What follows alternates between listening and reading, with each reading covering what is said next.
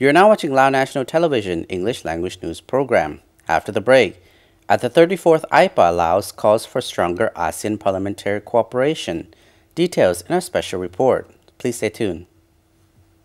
พร้อมสร้างความสะดวกสบายยิ่งขึ้นกับการโอนเงินเทิงปลายทางทั้ง5ศูนย์บริการพร้อมทั้งการบริการทั้งด้านการธนาคารที่ครบวงจรเช่นบริการฝากถอนบริการโอนเงินภายในและต่างประเทศ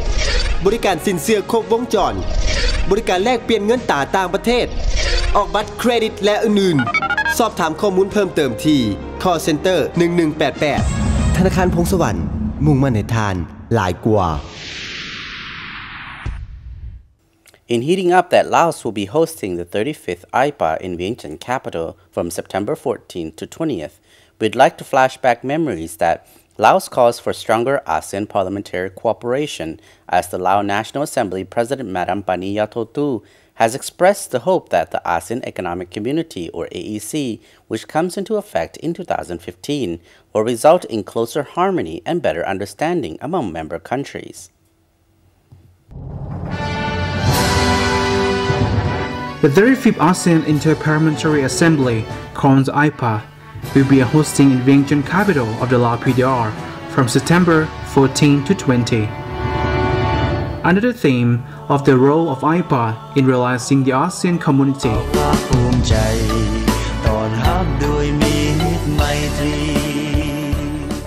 Real efforts build our preparedness to become an Asean community. By 2050, the community thus continues to President of Lao National Assembly Madam Pany Yathortou made the comment at the 34th Asean Inter-Parliamentary Assembly, or AIPA General Assembly, taking place in Brunei Darussalam from September 17th to 23rd. At the same time, she acknowledged the commitment of the legislators from the 10 member countries to devise frameworks that will shape the future of the group. Themed the role of AIPA in realizing the ASEAN community. The meetings are aimed at supporting the enhancement of ASEAN's efforts, specifically at the legislative or parliamentary level, and also reflects the importance of lawmakers in the region. The opening ceremony was attended by delegations from AIPA member states and regional and international organizations. Over 300 delegates from 19 countries and 5 regional and international organizations took part in meetings to discuss issues pertaining to the ASEAN community. From Malaysia, a community for the benefit of more than 600 million people.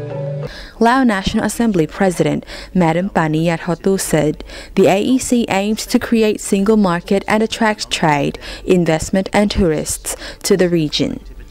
Despite the opportunities, there are also challenges due to the disparities in development among member countries. ASEAN members have differences when it comes to the human resources, infrastructure and legal systems at their disposal to work within the AEC. There's progress achieving the first major milestone of ASEAN connectivity. She said it would not be easy for the newer ASEAN member countries, including Laos, to fully benefit from the AEC and combined market of 600 million people, where there will be a free flow of capital, labor and goods. She urged older ASEAN member countries to help the newer members close the development gap so all nations in the grouping could benefit from region integration. While the top leaders of ASEAN member states continue to support the vision of ASEAN connectivity,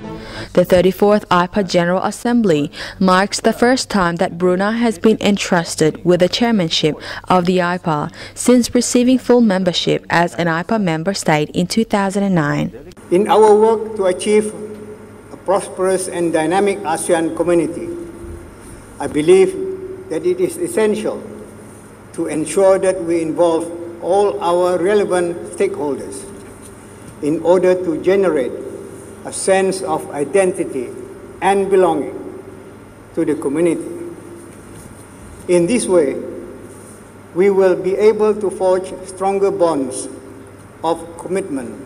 and collaboration amongst our stakeholders, including, of course, meaningful cooperation between the executive, and parliamentarians.